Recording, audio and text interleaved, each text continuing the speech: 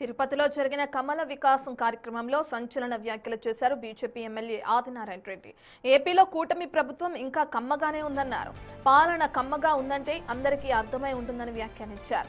అందరికీ సమాన ప్రాధాన్యత ఉండాలని, పనులు చేసే వారికి పదవులు దక్కాలని వ్యాఖ్యానించారు. తిరుమల లడ్డూ ఘటనలో తప్పు చేసిన వారిదే పైచేయి ఉందన్నారు. ఇక దొరికిపోయిన తర్వాత కూడా ఇంకా జంతు కొవ్వు లేదని మాట్లాడుతున్నారని మండిపడ్డారు. వైసీపీ నేతల కొవ్వును కరిగిస్తే తప్ప కూటమి బాగుపడదని చెప్పారు. కూటమిలో బీజేపీనే ప్రధానమని, స్థానిక సంస్థల ఎన్నికల్లో తమ పార్టీ కార్యకర్తలకు తగిన అవకాశాలు ఇవ్వాలని డిమాండ్ చేశారు.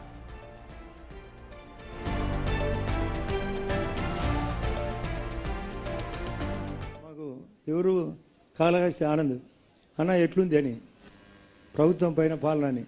నేను గజ్జల మల్లారెడ్డి గారు ఇప్పుడు 83 అధికార పార్టీ ఎన్టీ రామారావు గారు ఉన్నప్పుడు ఎట్లుంది అంటే ఆయన చెప్పినాడు బాగా కమ్మగా ఉందని. ఇప్పుడు కూడా ఇంకా కమ్మగానే ఉంది. అట్లే అది పోవాలా, కమ్మటి పరిస్థితి పోవాలా. అందరం ఒకే కులంలో అందరూ పనిచేసే వాళ్ళందరికీ ఎవరు గట్టిగా పనిచేస్తారో వాళ్ళకి అవకాశం ఇవ్వాలి.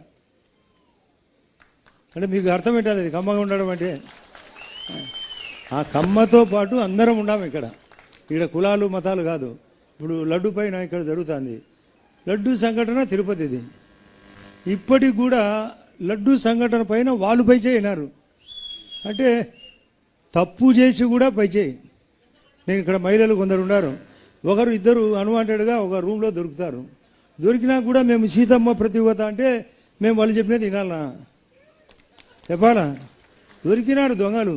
ఇంకా దాంట్లో లడ్డు జంతు కొవ్వు లేదంటే ఇలా కొవ్వు ఎక్కువ ఉంది. ఆ జంతు కొవ్వు కంటే వైఎస్ఆర్లో కొవ్వు ఎక్కువ ఉంది. ఆ ముందు ఆ కొవ్వు కరగదీయాల.